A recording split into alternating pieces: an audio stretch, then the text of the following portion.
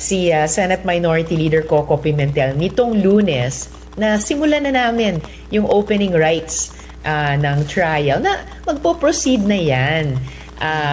Without further delay, forthwith nga at dapat normal na lang sana dahil nakasaad na hindi lamang sa konstitusyon pati na rin sa rules of impeachment, di dapat forthwith nanumpa na rin yung Senate President bilang presiding officer. At least yun nangyari nung Lunes.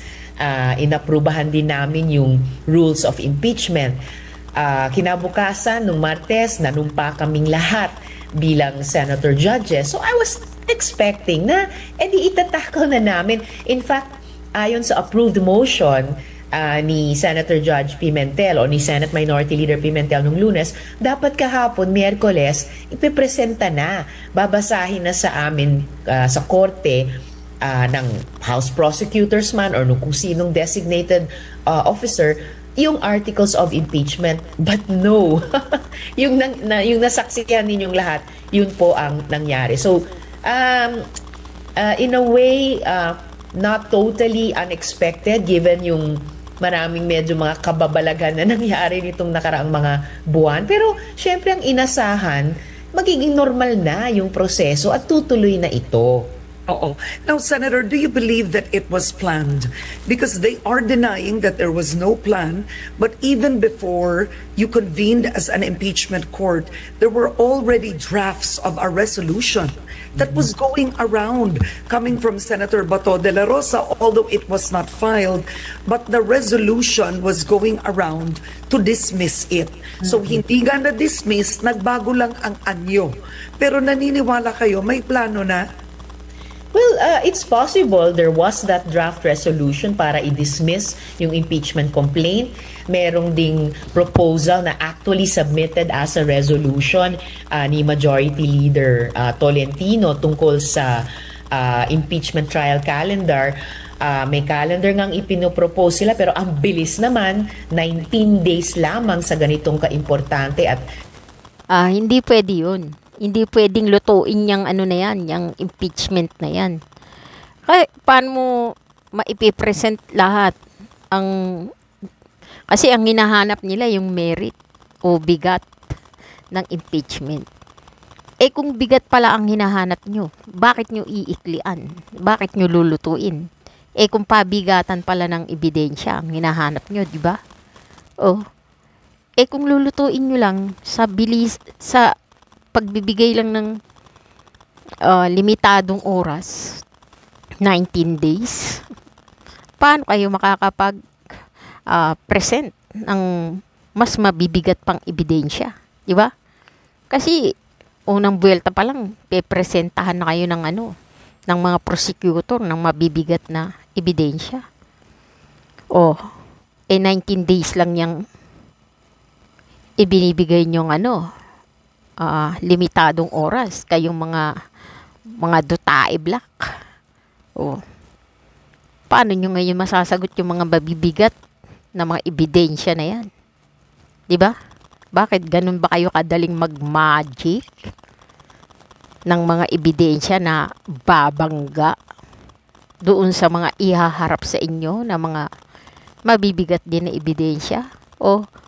Paano kayo makakapagpabigatan ng ebidensya niyan kung limitado lang ang oras na ibibigay nyo? Di ba? Magic, makakapag-produce ba agad kayo ng mga counter evidence sa ibabangga sa inyo ng mga prosecutor na mga ebidensya, ha? Mga dutae black. Sa bagay, marami kayong mga kaalyadong sindikato. Diba? Marami kayong hawak na kartel, marami kayong hawak na mafia, marami kayong tauhan, marami kayong gangster, kayong mga dutae black. Diba? Kaya maaari makapag-produce kayo ng magic o himala na mga ebidensya. Diba? Diyan naman kayo magaling. Diba? Ano sabi ng inyong poon? Nagtatanim kami ng intriga at nagtatanim kami ng ebidensya para mapako namin ang target namin nang ma-justify namin ang pagpatay sa kanila. O, di ba? Diyan kayo eksperto, lalo na yung poonyong si Digonyong Duterte sa pagbibigay o pagpuproduce ng mga peke, mga peking ebidensya. Diyan kayo magaling, di ba? Sa intriga at saka sa mga peking ebidensya. Pero, kailangan ang mga prosecutor ay parang kailangan may katangian sila na parang sniffing dog. O, di ba? Yung katulad nung nangyari kay Ado Paglinawan at saka kay Congressman Robert Barbers, kung paano pinagtawanan ni Ado Paglinawan si Congressman Robert Barbers sa sambayan ng Pilipino. Kasi maaaring sabihin natin nga kulang si Congressman Robert Barbers ng mga sniffing dog. O, di ba?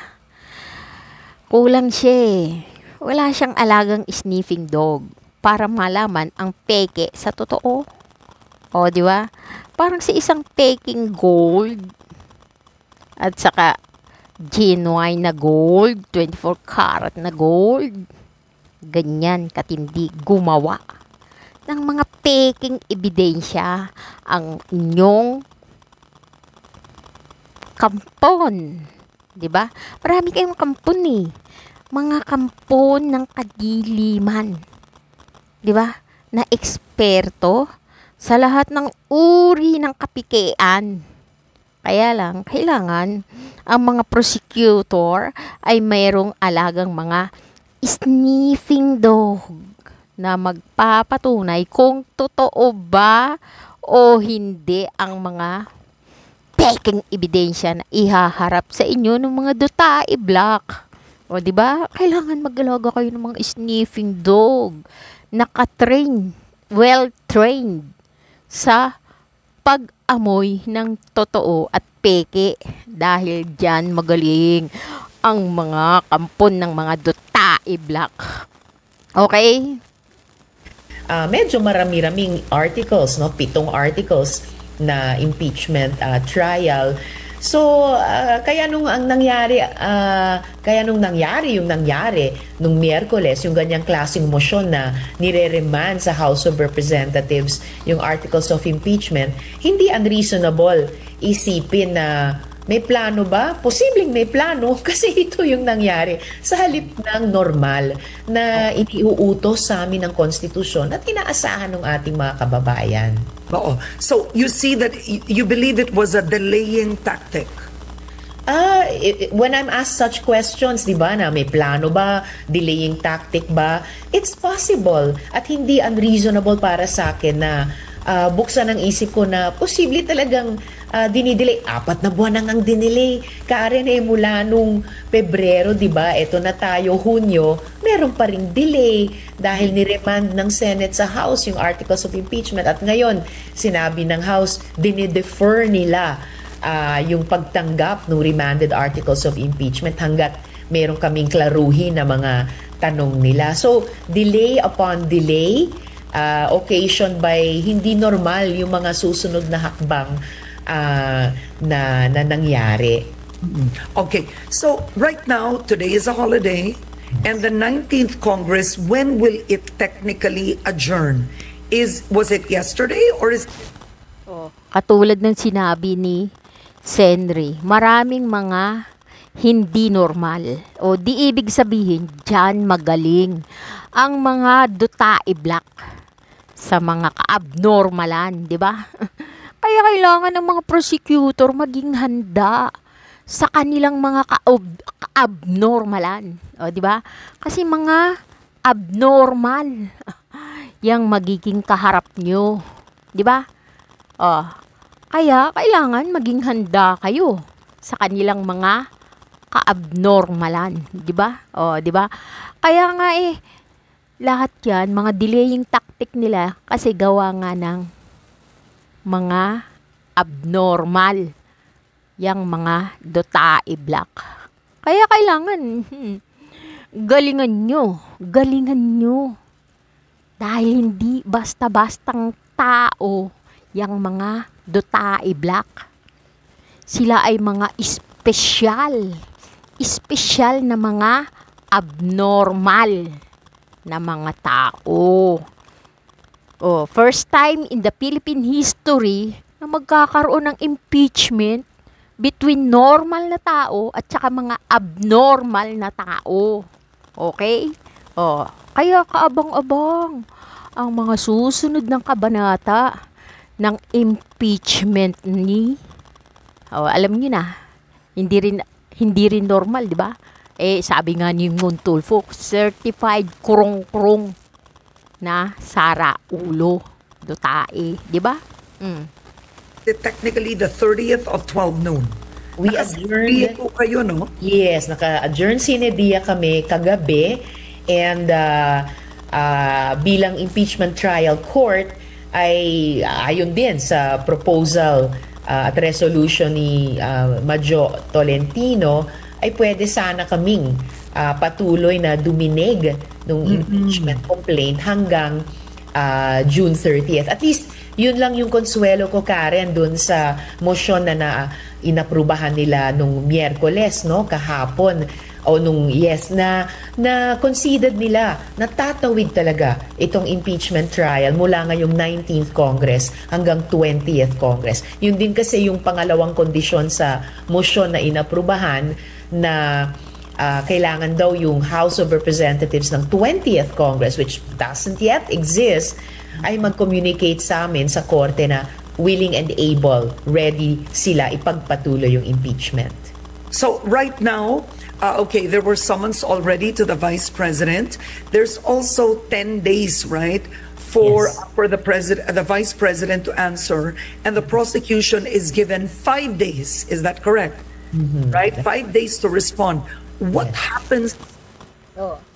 Huwag rin kayong umasa na yung 10 days ay magko-comply na agad yan si Sara Ulo.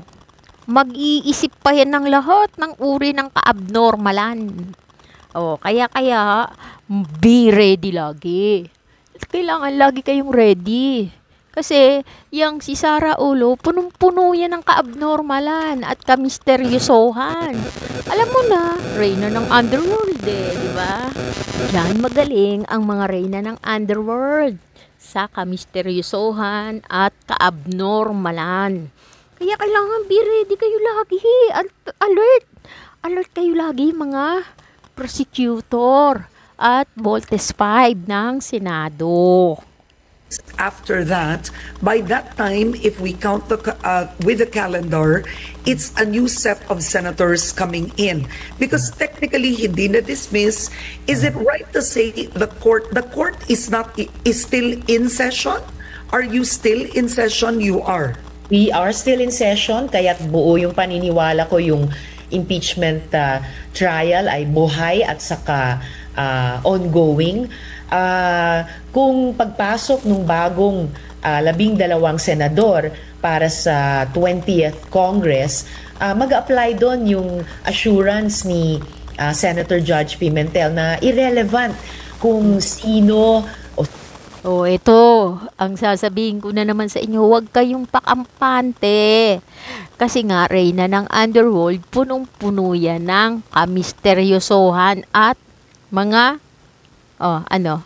kaabnormalan. Di ba? Kaya kailangan lagi kayong prepare, alert, di ba? Sa lahat ng kanyang kakrong-krongan.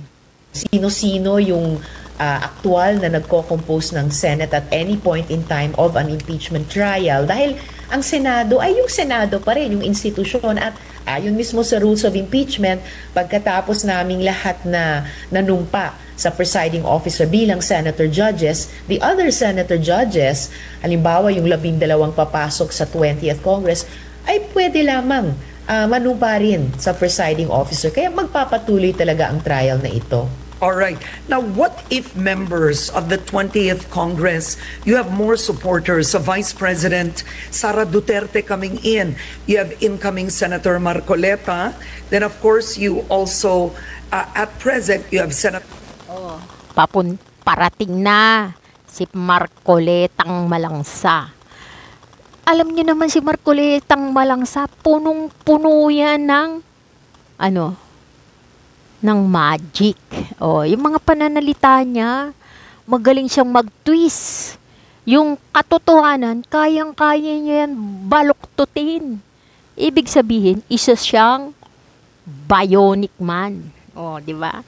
Kayang-kaya niyang baluktutin ang bakal ng katotohanan para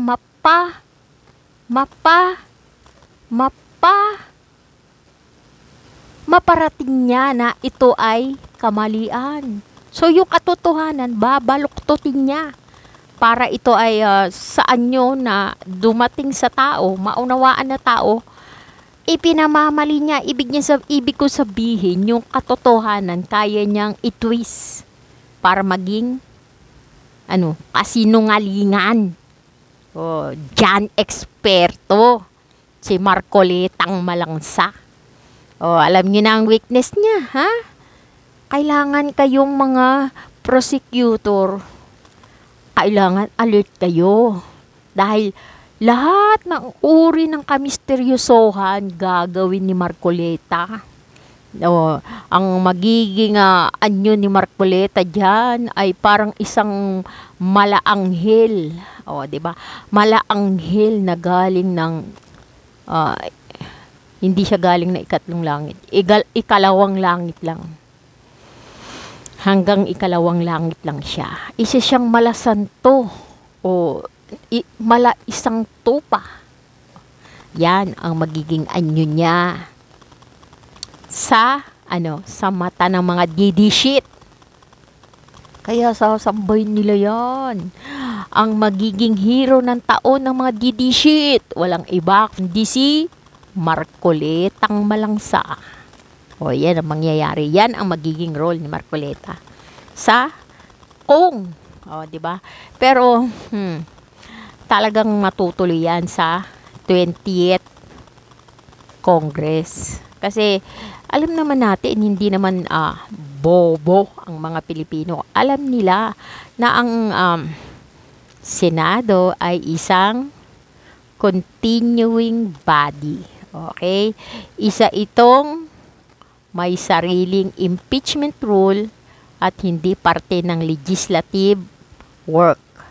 Kung titimbangin mo ang bigat ng impeachment at saka legislative agenda, mas mabigat ang impeachment. Okay?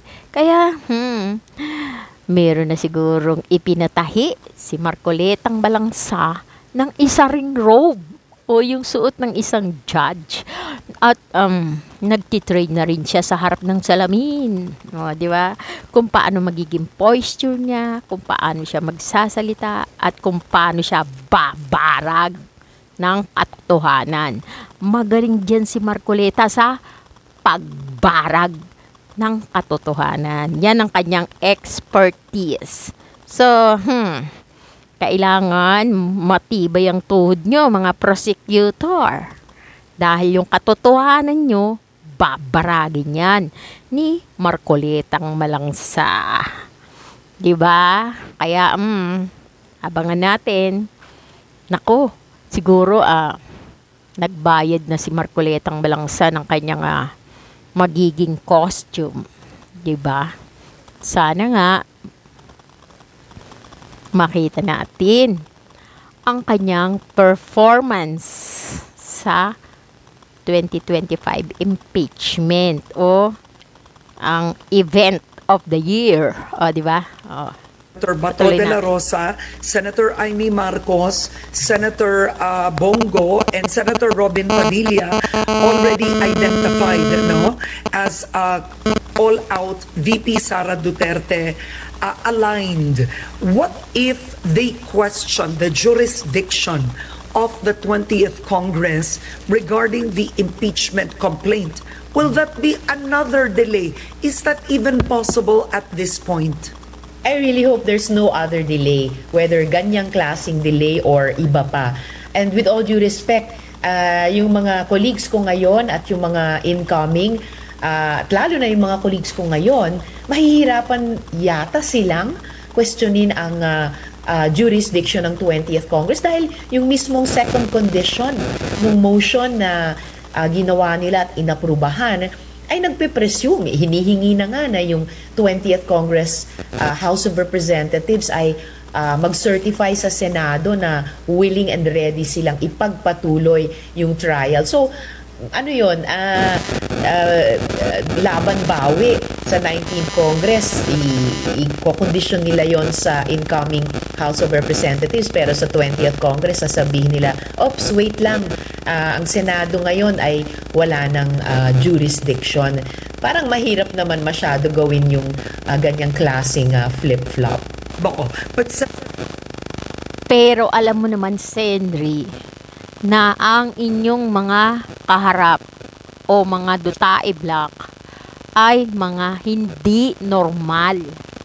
Pag sinabi mong hindi normal, lahat ng uri ng taktika ng pandaraya, alam ng mga yan. Yan sila eksperto. Yung delaying tactic lang nila na yan, isang uri ng pandaraya yan. Kumbaga sa larong basketball, alam nila ang mga technique ng pandaraya. Kaya hindi nga sila normal, Senri. Kaya yan ang inyong paghandaan. Kasi ikaw mismo may sabi na lahat ng kanilang ginagawa ay hindi normal. So, asahan mo pa ang mas maraming mga plano o magic na gagawin nila na hindi normal. O di ba? Mga hindi normal. Ibig sabihin nun, iba't ibang uri ng pandaraya gagawin ng mga yan. Diyan sila magaling. Alam mo naman mga kampon ng Diablo, di ba? Wala silang kinikilalang ano? Wala silang kinikilalang mas malakas sa kanila, kundi sila lang. O kailangan sila lang ang magwawagi. Yan ang nakatanim sa utak nila. Hindi sila marunong tumanggap ng pagkatalo. Yan ang totoo. Kaya maging handa kayo. O, di ba? Katulad nga ng sinasabi ni Digonyong Dutae noon, handa siyang pumatay ng 12 senador. O, di ba? Wag lang matalo sa impeachment ang kanyang anak. Ibig sabihin, handa siyang pumatay. Masiguro niya lang na panalo ang kanyang Yunica Iha, ay hindi pala Yunica Iha, kundi ang kanyang reyna. O, say the queen, di ba? Sana magets nyo ang mga sinasabi ko. Senator, do you think it's harder now given the fact that, well, number one, we've witnessed 3 impeachment complaints, right? So you have former President Joseph Estrada, where the impeachment trial did not finish, but it led to a walkout, it led to EDSA Dos. Next, we had Renato Corona, where there was a conviction. The third is Merceditas Gutierrez, where there was a dismissal early on because she resigned. The talk now is President Marcos Jr. himself does not want the impeachment trial to push through. You did have the Senate President denying it, but will that be a factor, frankly? Because you will have a majority of... Oh, ito ang katotohanan dyan. Oh, di ba? Ito. Meron kasi yan, kondisyones. O kung meron sila nga, ang mga Dutae ay alam niyo na, merong tataraydor dyan sa mga mayroong tataraydor dyan sa mga Dilawan. O, di ba? 4 na paksyon ang mga Dilawan. Pero may tatraydor sa kanila na isang paksyon. Tutulungan ang Dutae. Tutulungan nila ang mga Dutae Black para alam mo na, isasabay nila sa PBBM. Kung mahalungkat ang baho ni Sara Dutae, isasabay nilang halungkatin din ang baho ni PBBM. Kaya ngayon, dalawang ibon sa isang bala. Ayan ang pinangangambahan ni PBBM. Dahil tiyak, isasama siya sa hukay ni Sara Dutae. O, kaya nga, merong no joke. O, diba? The senators also chiming in, reflecting to the president's support. Frankly, Karen, it should be irrelevant kung ano man ang gusto at hindi gusto ng presidente. Kasi ang bola ngayon, kahit nitong sa pamamagitan ng motion nila ay parang pagkatapos ng 4 na buwan na dinribol, pinasa ulit sa House of Representatives. Kaya sabi ko, ano to, PBA finals? No, it's an impeachment court. The ball is now in the court of the impeachment court. Kaya kailangan lang namin bilang Senate Impeachment Trial Court ipagpatuloy ang proseso. Pagkatapos mabasa sa amin yung articles of impeachment, I'm presuming itutuloy na ng prosecution pagkatapos ng exchange of answers nila ng kampo ni VP Duterte, ay ipepresenta na yung mga ebidensya, mga witnesses sa bawat article para aming marinig for the first time, officially, formally as a court, at masimulan naming timbangin. And at the end of the process, having maintained dapat yung impartiality bilang senator judges, ide-demand sa amin na kami ay magdesisyon at bumoto. Convict ba? Acquit ba? Okay. Now, the reality is it is a political exercise and there will be possibly a change in Senate leadership.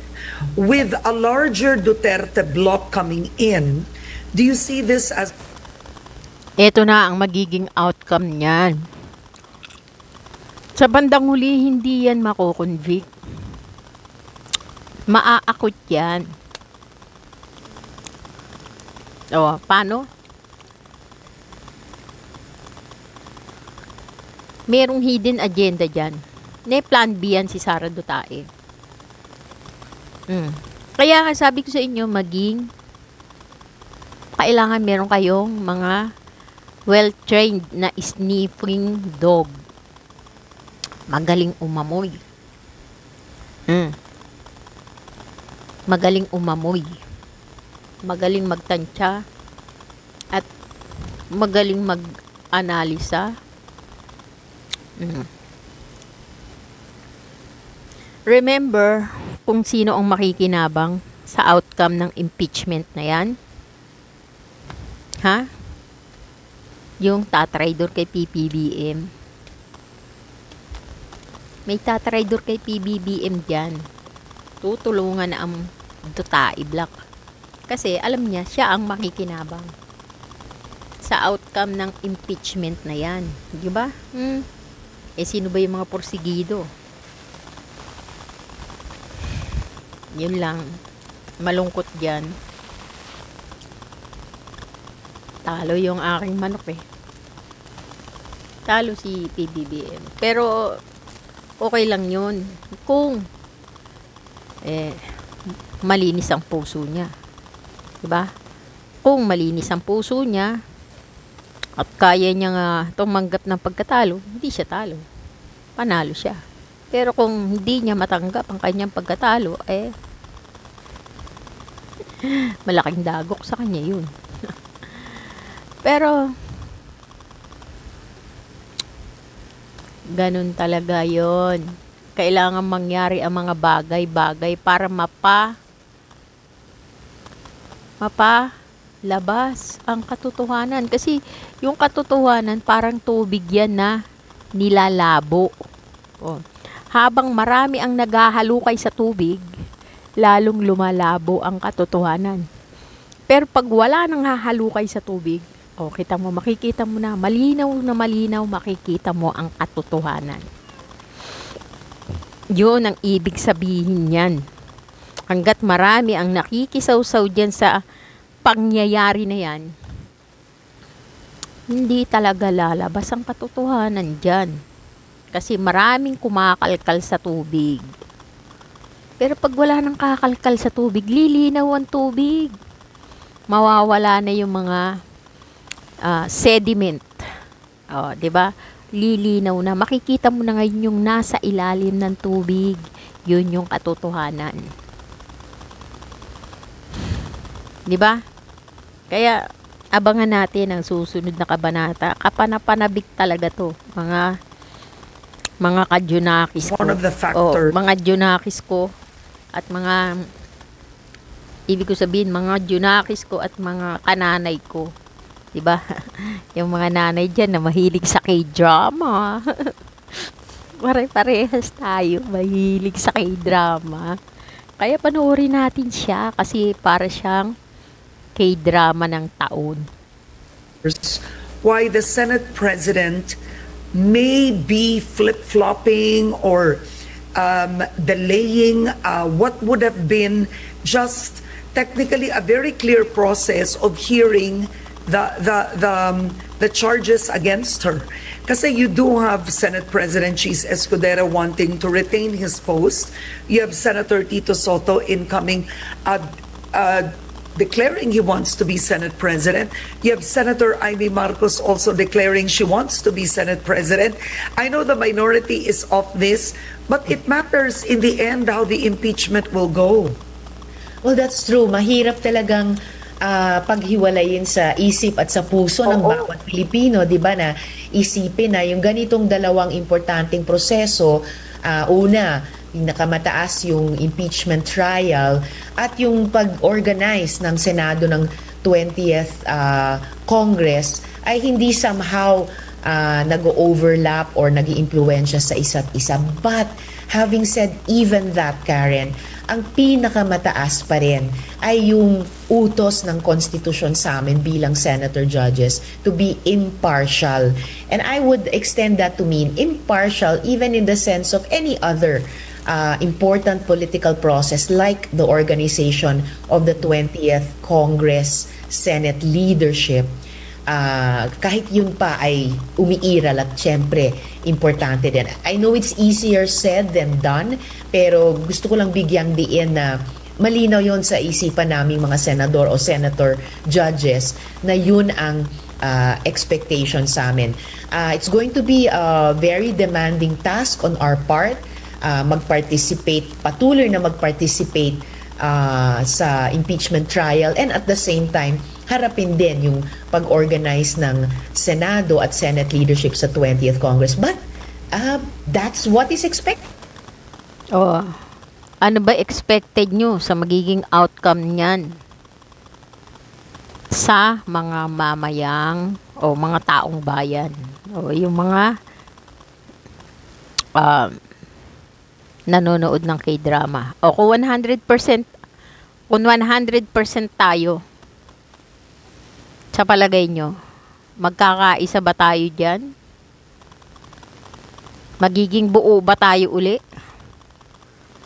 Hindi. Alam nyo, ang mga DD shit, tapalan nyo yan ng katotohanan, amoy tae pa rin yan. Diba? Walang katotohanan na tatanggapin ang mga DD shit. Pero kung 50%, o palagay natin ang DD sheet ay 100% ngayon, mahahati yan sila. So yung 50% ng DD sheet kakampiyan sa mga normal na tao. Kasi yung mga DD sheet, mga abnormal yan eh. O, di ba? Abnormal yung puon nila eh. Alam ba naman maging normal sila? Siyempre abnormal din sila. O, palagay natin 10 milyon ang DD sheet. After ng impeachment, magiging 50 million na lang yan. Solid na lang na DD sheet ang matitira. Yung 50 million, palagay natin yung normal na Pilipino ngayon ay nasa, hindi, kasi 110 million lang pala ang mga Pilipino. So, palagay natin 50 million ang mga DD sheet. O, 50-50 na lang. 50 million ang mga DD sheet. 50 million ang mga matitinong, hindi na natin sabihin matitinong, mga normal na lang. Diba? So, 50 million yung abnormal, 50 million yung normal. So, yung 50 million na abnormal, mahahati yan. Magiging 25 million na lang yan. So, yung 50 million na normal, magiging 75 million na lang yan. Pero, hindi pa rin buo na magiging normal yung mga abnormal na mga DD sheet. May maiiwan pa rin sa kanilang 25 million. Nakatulad ng kanilang mga poon, abnormal pa rin. Pagkatapos ng impeachment, yun ang malungkot. Hindi pa rin buo ang mga Pilipino. After ng impeachment, hati pa rin. Pero at least, 75% na lang. O, palagay natin, 75 million versus 25 million. Diba? Maaaring ganun ang mangyayari dyan. Pero may power pa rin yung 25 million na yun eh. Kasi, after ilang taon pa, mga 2 taon pa, magbabago pa yan eh. Magre-reproduce pa yan, dadami ulit yan, di ba? Makakapanghikayat pa yung 25 million na yan. So, yung 25 million na nawala sa kanila, maaaring hatakin na naman nila yan. Gagawa na naman nila yan ng mga iba't ibang paraan para maging DD sheet uli. O maging abnormal na naman, 'di ba? Ganyan 'yun eh. Kaya hindi tayo magiging buo after ng ano na 'yan. Impeachment na 'yan. Oo, teka. Of us, kailangan kami mag-step up dyan. Naalis na. Oo, kailangan kayo mag-step up dyan. Yes. So technically, when the 20th Congress comes in, what you're envisioning is immediately they take their oath as senator judges, because if they don't, parang korte yan, biglang may parang huminto. Diba? Parang ganun. Well, the trial will not, in principle, will not stop. The Senate remains convened as a Senate impeachment trial court. And yes, once pumasok na yung mga bagong kasama namin sa Senado, it should just be a normal step na manunumpa sila sa presiding officer.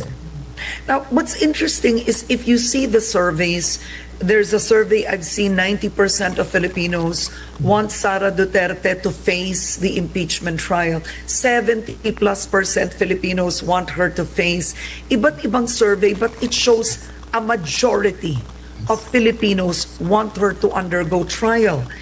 With that, why do you think isn't that reflecting in the Senate, considering the Senate is supposed to reflect a national constituency? It should be what the people want. It's not what Congress wants, but what the people want. Kaya nga dapat patuloy na minded kami sa Senado na given yung ganyang consistent na pagpaparamdam ng sentimiento at tingin ng ating mga kababayan at aming constituents din. And also given the history, kanina Karen, pinaalala mo sa amin ano yung naging kasaysayan ng mga naunang impeachment trials, and they all proceeded more or less forthwith. Imposibleng nagpatuloy sila ng ganon kung hindi actively hindi lang observing pero engaged din yung ating mga kababayan. Kaya dapat minded pa rin kami ngayon, ang Senado ng 19th Congress and eventually ang Senado ng 20th Congress, dun sa siguro pagkapit ng ating mga kababayan sa constitutional principles ng accountability in public office as a public trust, na walang sino mang sa aming nagtatrabaho sa gobyerno ay above the law. At bawat isa, kapag tinawag, lalo na sa mataas na proseso ng impeachment, ay dapat ipagpatuloy ito. Oo.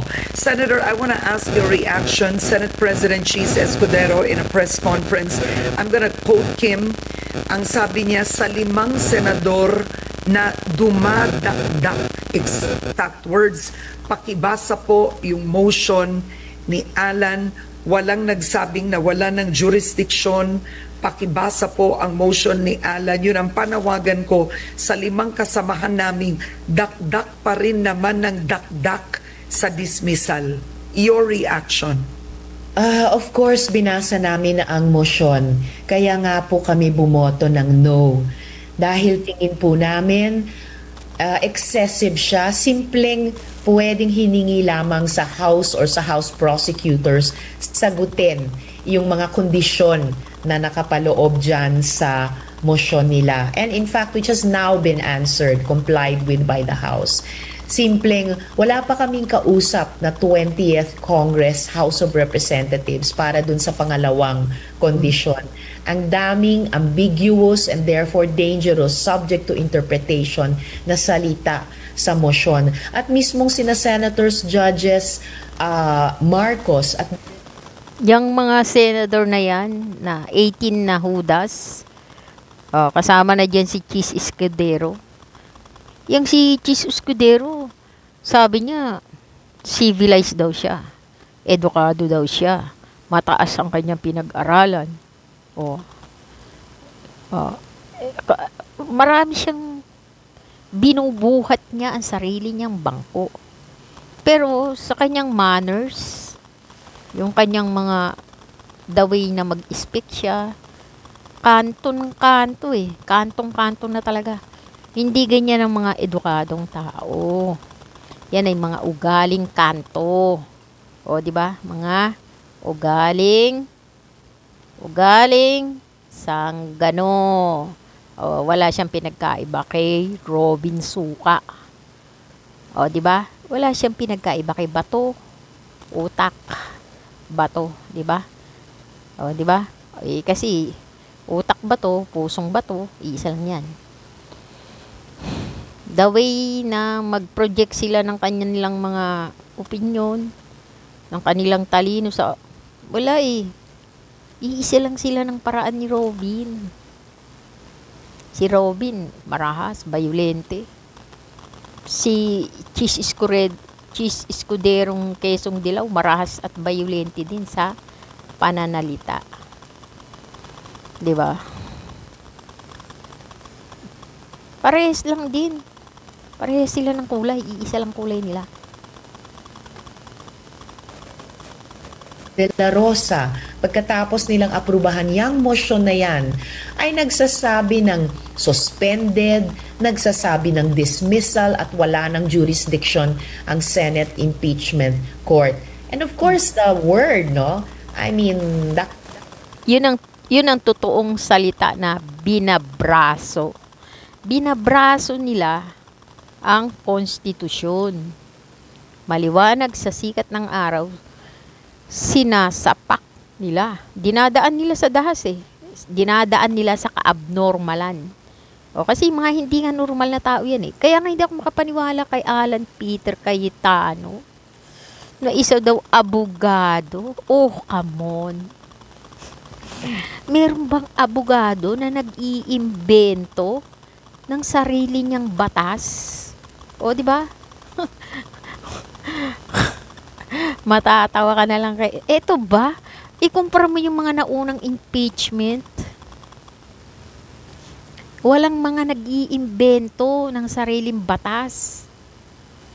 Yung impeachment ni Renato Corona. May nag-imbento ba doon? Nakatulad na ginawa ni Alan Peter Cayetano na totoo daw edukado at abogado. Nakakasuka. Pare-parehas lang sila ng kulay ni Robin Suka. Pare-parehas silang ng babraso. Binabraso nila ang mandato ng saligang batas.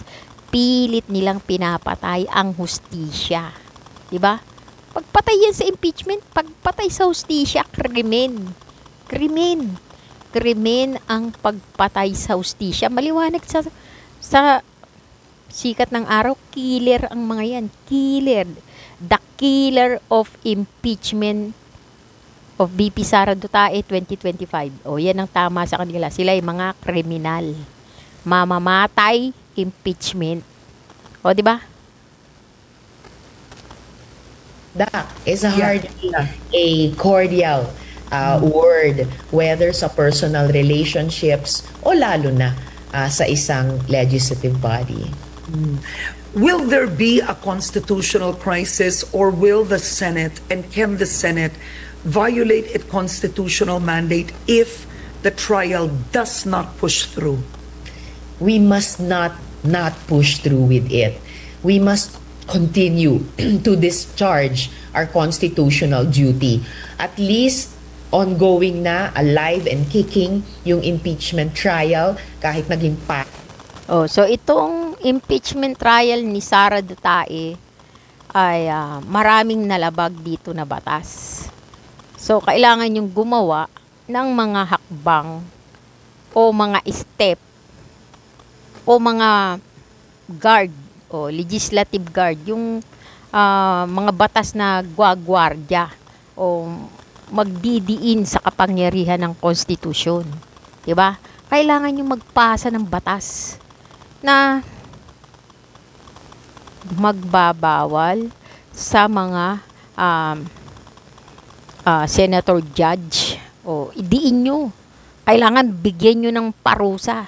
Ilagay nyo yan sa gawin yung batas yan. Na kailangan parusahan ang mga senator judge na gagawa ng resolusyon kampi sa isang side. O, di ba? Kailangan neutral sila pero pumunta na sila sa isang side. O, palagay natin left and right. O, pumunta sila. Palagay natin yung si Sara Duterte nasa left. O, pumunta na sila dun sa left. Kailangan bawal yan. Kailangan idiin yan sa mandato ng saligang batas at bigyan ng kaukulang parusa. I-disqualified o i-suspend o inhibit o lagyan na ng taning o warning ang mga Senate judge o mga Senate jury na gagawa ng resolution panig o kampi sa isang ini-impeach, di ba? Kailangan meron ng ganyang mga batas. O, yan, isang isang bantay batas, kumbaga, yung magdidiin sa kapangyarihan talaga ng konstitusyon. Kaya nga nila nilalabag kasi siguro walang mga batas-batas na magdidiin sa mga lumalabag dyan sa konstitusyon na yan Dapat magkaroon na yan ng legislative law. O maggawa kayo ng batas na magpaparusa sa mga Senate jury nagagawa ng resolution kampi sa ini-impeach. Yan dapat isang batas na yan na kung marunong lang ang isang mambabatas diyan, gagawa niya dapat yan ng batas na magpaparusa sa mga Senate jury nagagawa ng mga dismissal o motion to dismiss an impeachment, di ba? Kahirapan yung pagsisimula nito ngayong linggo. Kapag pati yun ay itinigil namin, talagang magmumukhang magiging constitutional crisis yan. Pero at this point, dahil talagang pinaghirapan namin simulan yung Senate trial, we are on our constitutional duty. On duty na po kami. At dapat ay magpatuloy lamang at hindi bumali pa sa tungkuling iyan na amin nang sinimulan at amin nang ginagawa. Does the impeachment court at this point have the power to dismiss the complaint against Vice President Sara Duterte, or only to acquit or convict?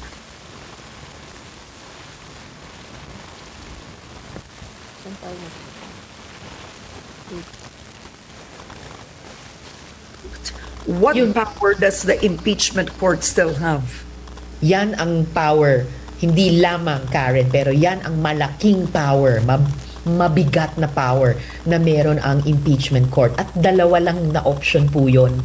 Wala pong dismissal na third option talaga. It's only convict or acquit. At pagkatapos namin madinig, mapag-isipan, matimbang at mapagdesisyonan yung mga ebidensya at mga testigo na dapat ipepresenta ng mga prosecutors sa amin during the trial. Okay. My last question with you is, the impeachment judges are expected to be fair and neutral, but not many are fair and neutral, and I want to ask you that. Can the Vice President still expect fairness from Senator Risa Ontiveros when you and, your allies have led, right, the investigation against her? You've had a confrontation in the Senate at one point. Can the Vice President still expect Senator Ontiveros to be a fair judge? Definitely, Karen. Hindi nga yan maa-acquit. Ay, hindi nga yan mako-convict. O, di ba? Hindi yan mako-convict. Maa-acquit yan. Si BP Sara Duterte, sa bandang huli, maa-acquit yan. Oh, walang makakapag-convict kay Sara Duterte. Hindi nyo kayang i-convict yan. Di ba? O, na-impeach na, di ba? Na-impeach na. 13 senador, kasi ayan na, nanumpa na, may jurisdiction na ang impeachment. O, di ibig sabihin, pumapasok na siya sa impeachment. Pero sa, yung 16 senator na magko-convict dyan, malabo yan. Ano yan hindi nila yan i-convict. Kahit paano isampal mo dyan sa 16 senator na yan, hindi yan sila magko-convict. Hindi nila i-convict yan si Sara Duterte. Yan naasahan nyo dyan. Walang Sara Duterte mako-convict. Kahit pa ano ang mabuksan, kahit pa ataulo, kahit pa mabuksan ng alaliman, hindi yan mako-convict. Maraming magic yan. Tandaan nyo. Yung mga investigations at confrontations ay ginanap ko at ginanap namin sa pagtupad ko ng tungkulin ko bilang legislator. At ngayon, na-convened na rin ang Senado bilang impeachment trial court with na non-legislative function ng Senado at nang may obligasyong pinapataw sa akin at sa aming lahat ng konstitusyon na maging impartial senator judges, definitely makakaasa ang sino mang impeached official sa akin o sa sino mang senator judge maging impartial sa pagdinig at pagtimbang ng mga ebidensya, sa pag-consider ng mga testigo hanggang makabuo ako, makabuo kami ng aming desisyon at boto ng convict o acquit. Oo. Kasi ang huli dito, wag nating kalimutan sa mga nanonood, hindi lang ito politika, ito ay kailangan magpaliwanag din ang Vice Presidente kung saan niya nagastos ang confidential funds niya sa opisina niya, sa Department of Education, bakit may mga resibo na ang pangalan nakapirma ay Iisa lang masasabi ko dyan. May isasama yan sa hukay. Okay? May isasama yan sa hukay. Hindi yan papayag na mag-isa lang siya na madidiin dyan. Kaya nga sinabi niya, I want a blood bath. In piatos, mango, etc. Because at the end of the day, pera po yun ng taong bayan. I think, Senator, some are losing sight of that. You have colleagues that are lawyering already for the Vice President. Well, sa pagdinig namin sa mga ebidensyang iyan at testigo sa bawat article of impeachment, mapapaalalahanan naman ka. May tataray duro sa kanila. Yan, sa mga dilawan. May tataray duro sa kanila. Akala nila buo sila. 4 na paksyon yung dilawan. Alalahanin natin. Maaring yung 3 magkakampiyan. Pero may isang tataray duro sa kanila. Tutulungan talaga nung isa na yon si BP Sara Dutae na maisama sa hukay si PBBM. Kasi si PBBM naman talaga ang target nun eh, 'di ba? Si PBBM ang target nun. Gusto nun ma-disqualified din si DBBM. Pero sinabi naman ni PBBM wala na siyang balak tumakbo sa 2028, 'di ba? So kahit naman isama nila sa hukay, ibaon nila sa hukay yung imahe niya. Hindi naman na mamumuliti kasi PBBM sa 2028.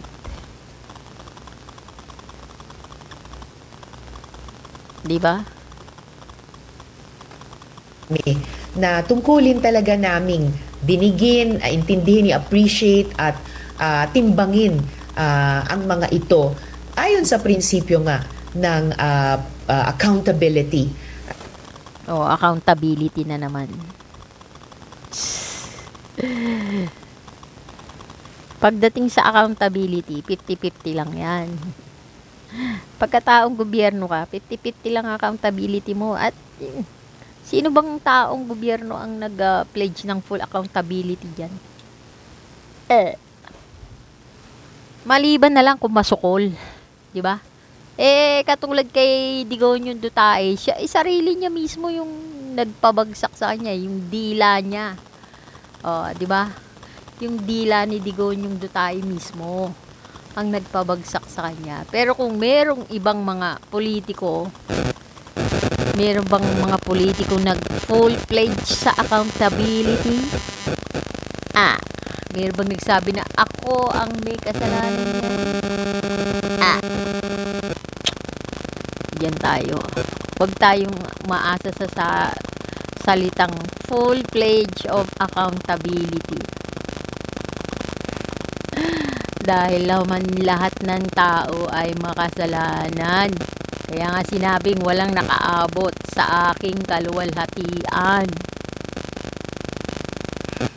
Yan ang masasabi ko sa inyo.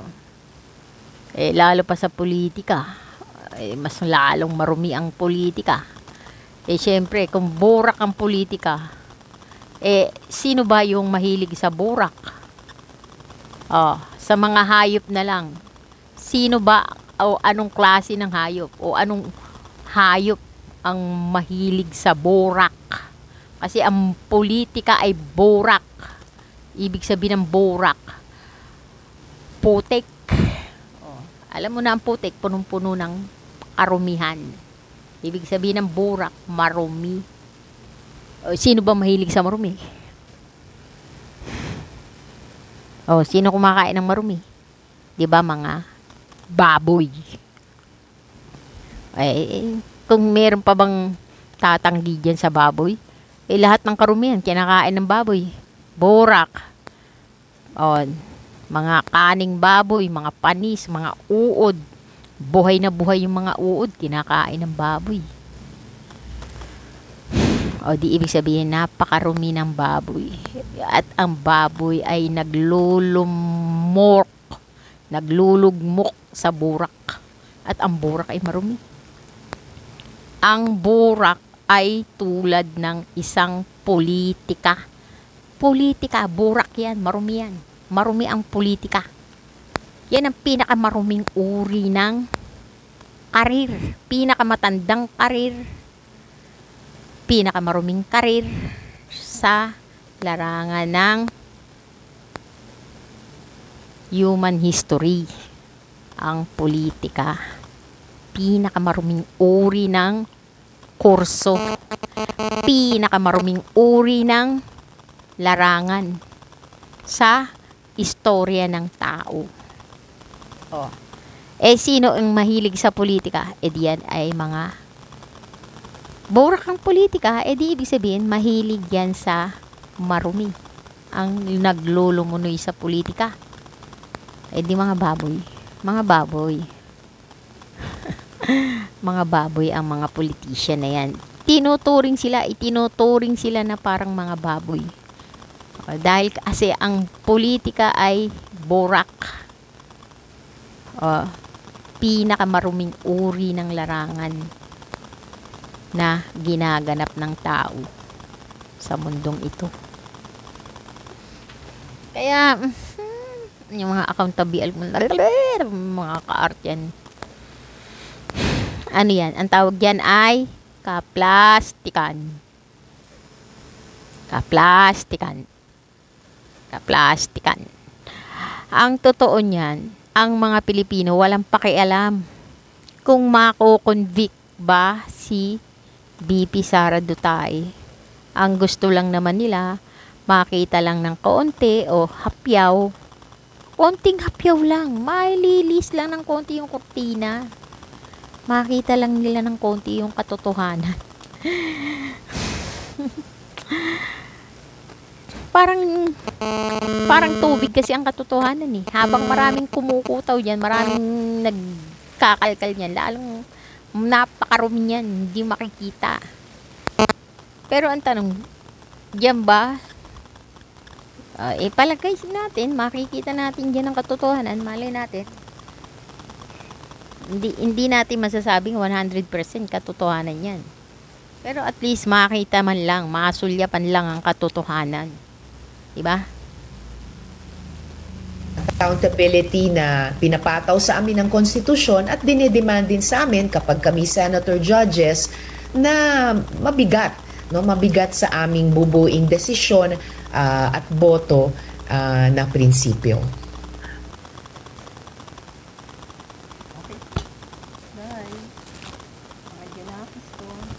Dito na lang tayo. Bye.